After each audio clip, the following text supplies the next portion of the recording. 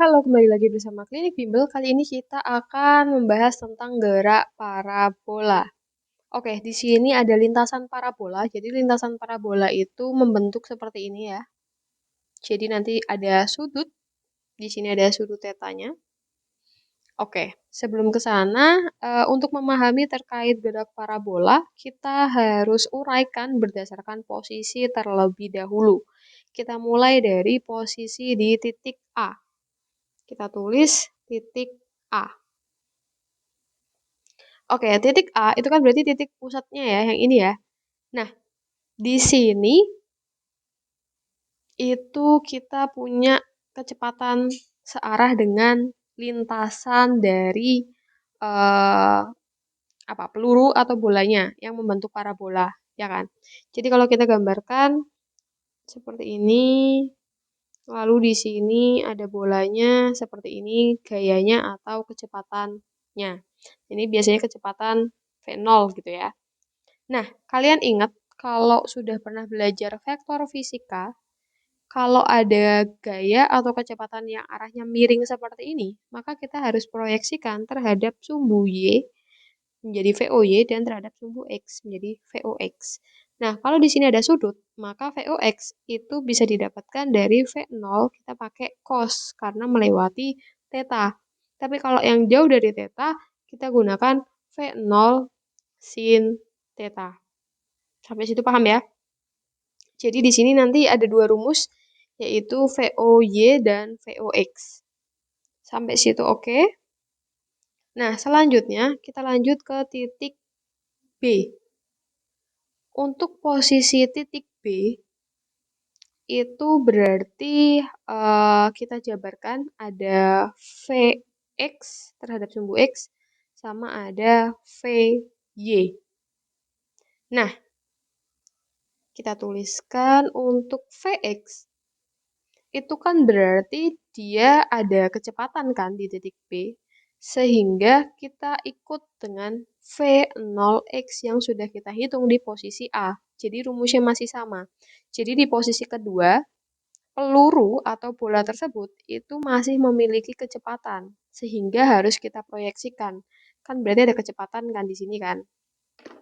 Nah, kecepatannya kita tulis sebagai rumusnya itu sama dengan VOX di titik A, maka kita jabarkan V0 cos theta. Kemudian untuk VY, V0Y. Nah, untuk VY ada yang perlu diperhatikan. Untuk Vx, jadi gerak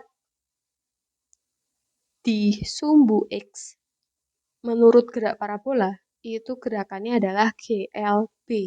Sehingga rumusnya sederhana. Tetapi nanti yang sumbu Y itu gunakan GLBB karena terjadi percepatan dan perlambatan di lintasannya. Misalkan, bola yang sedang menuju ke puncak, ini puncak ya, berarti kecepatannya itu akan semakin pelan, ya kan? Berarti kita bisa tuliskan A-nya negatif atau terjadi perlambatan kecepatan. Sedangkan untuk bola yang turun setelah dari titik puncak, maka A-nya positif, terjadi percepatan. Jadi semakin turun ke bawah itu kan berarti bola atau pelurunya akan semakin cepat. Itu yang harus diperhatikan ya. Nah, berarti VY atau kecepatan terhadap sumbu Y itu kan GLBB. Sehingga kita gunakan yang minus karena percepatannya itu minus atau terjadi perlambatan. Kita gunakan rumus GLBB berarti V0Y dikurangi GT. Ini tuh pakai rumus yang VT sama dengan V0Y. Kita tulis di sini aja ya biar tidak bingung. GLBB yaitu VT sama dengan V0 min GT. Kita tuh pakai rumus asal muasalnya dari situ. Nah, oke. Nah, terus V0Y-nya itu kan tadi sudah punya rumus. Yang ini berarti kita masukkan V0 sin theta dikurangi GT. Ya, jadi kita udah dapat rumus ini. sama ini. Lalu, di titik B, itu kita bisa menghitung jarak. Jadi, kita bisa hitung X. X itu tadi kan, di sumbu X itu GLB. Berarti untuk menghitung jarak, kita bisa menggunakan Vx dikali T. Vx-nya kalian jabarkan dengan rumus ini. V0 cos theta kali T. Sedangkan di posisi B, dia juga ada ketinggian. Ya, berarti kita juga bisa mencari H. H itu adalah V0. Nah, H itu kan berarti GLBB. Kita gunakan V0Y, kecepatan di Y kali T min setengah GT kuadrat. Ini tuh menggunakan rumus GLBB yang rumusnya itu adalah S sama dengan V0T min setengah AT. Oh ya, sorry. Ini bukan GLBB ya, tapi lebih ke gerak vertikal atas sama gerak vertikal bawah. Berarti kita ganti aja. Ini berarti gerak vertikal atas. Gerak vertikal atas kan kita melempar bola. Berarti kecepatannya menurun. Sedangkan kalau bolanya turun berarti gerak vertikal bawah. Gitu ya. Ya sama aja kalau misalkan dituliskan GLB atau GLBB. Oke, jadi intinya seperti itu. Yang ini berarti kita ganti ya. GVB. Eh, GVA berarti ya. Masih vertikal atas. Berarti V0 T min setengah GT kuadrat. Nah, tapi V0-nya kita pakai yang V0Y. Karena itu terhadap sumbu Y. Oke, kalau sudah berarti aman ya. Jadi di titik B kamu bisa mencari Vx, Vy, jarak terhadap sumbu X, dan jarak terhadap ketinggiannya.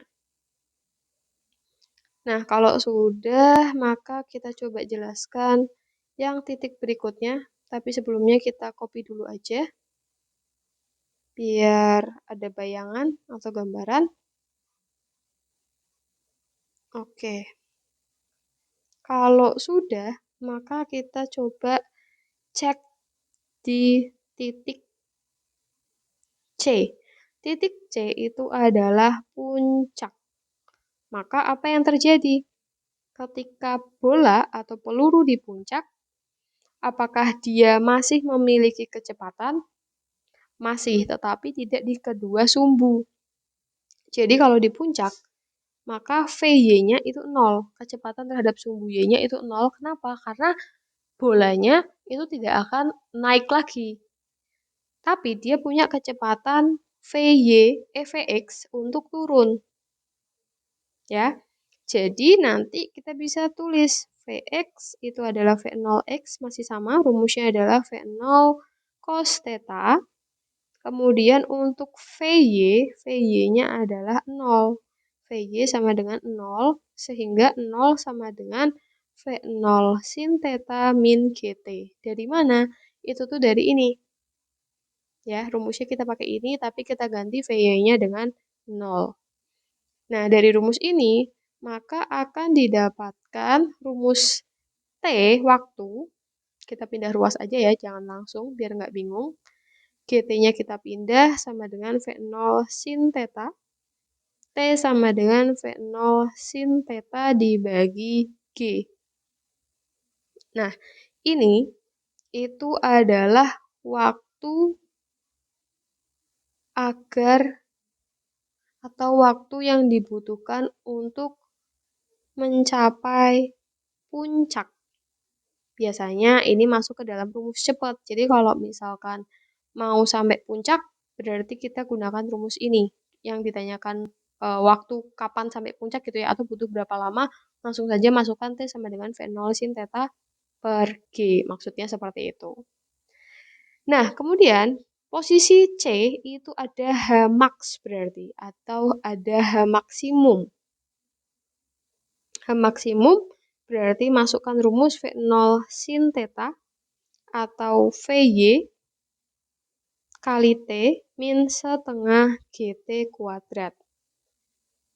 Tetapi T-nya itu adalah T maksimum. Jangan lupa, T maksimum itu yang ini. Berarti V0 sin theta, T-nya kita substitusi, V0 sin theta per G, min setengah G V0 sin theta per G. Jangan lupa dikuadratkan. Maka kita coba ini bisa dikalikan ya, berarti V0 kuadrat sin kuadrat theta dibagi G min setengah G V0 kuadrat sin kuadrat theta per G kuadrat. Ini bisa kita coret, maka sisanya adalah G. Berarti kalau sisanya G, ini sama ini, itu kan sama. Bedanya di depan ini ada angka 1, yang satunya adalah angka setengah. Ya kan?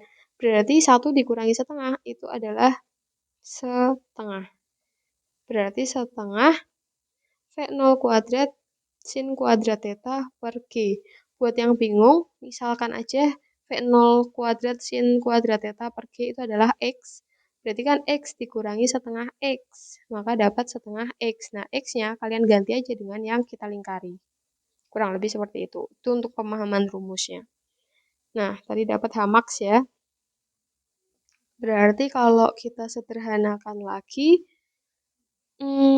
penulisannya bisa kita ubah menjadi V0 kuadrat sin, atau kita taruh di bawah aja. Berarti Hmax sama dengan V0 kuadrat sin kuadrat theta dibagi 2G. Nah, ini biasanya menjadi rumus cepat untuk mencari ketinggian maksimum yang bisa dicapai peluru atau bola. Oke. Nah, untuk posisi di D, posisi di D itu sama dengan di B, hanya beda tanda menjadi rumusnya positif ya, karena kan dia kecepatan bertambah semakin turun. Jadi seperti ini, V bertambah atau semakin cepat. Nah, maka langsung saja kita ke titik E. Titik E itu di mana bolanya jatuh. Nah, kita ambil gambarnya lagi. Oke, di titik E itu kan berarti adalah titik terjauh. Nah, ingat kalau misalkan dari ujung sini ke puncak, tadi kita udah dapat T maksimum, maka dari puncak ke ujung itu kan juga sama ya, T max. Artinya T max sama dengan 2T puncak. Oh, atau gini, T max itu kalau misalkan seperti ini, berarti kita tulisnya gini. T sampai tanah itu adalah 2 kali T max. Berarti ini T puncak ya, biar tidak bingung sebentar. Di bagian ini jangan kita tulis T max, tapi kita tulis T puncak. Jadi waktu menuju puncak berarti yang mana tadi? Yang ini ya. Kita ganti T puncak aja. T puncak. Ini juga T puncak. Berarti T sampai tanah sama dengan 2T puncak. Karena ada di beberapa buku ini tuh pakai T max. Ya, maknanya sama sebenarnya. Cuman biar kalian nggak bingung. Nah, kita gunakan rumus ini. Jadi nanti kalau ditanya berapa waktu yang dibutuhkan agar bola sampai ke tanah, kita pakai rumus itu. Kemudian Berarti nanti kalau mau dijabarkan lagi, T max itu berarti 2 V0 sin theta per G. Karena tadi T puncaknya kan V0 sin theta per G ya, berarti tinggal dikali 2 aja. Lalu, untuk mencari X maksimum, berarti rumusnya adalah V0Y kali T maksimum. Maka V0 cos theta kali T maksimum. Kemudian kalau mau diuraikan lagi, berarti T max itu 2V0 sin theta dibagi G.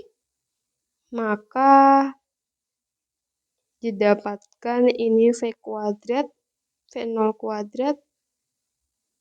Nah, ini ada 2 sin theta cos theta. Kalau kita gabungkan, itu bisa kita ganti dengan sin 2 theta. Sebentar. Sin 2 theta. Jadi rumus ini bisa kita ganti menjadi V0 sin 2 theta per G. Tapi at the moment, kadang kita tuh nggak bisa menghitung tetanya. Jadi nanti pakai rumus ini juga boleh. Ya, jangan dihilangkan rumus itu. Ini sama, yaitu mencari X maksimum. Oke, sementara itu dulu. Nanti di video berikutnya kita akan belajar soal latihannya.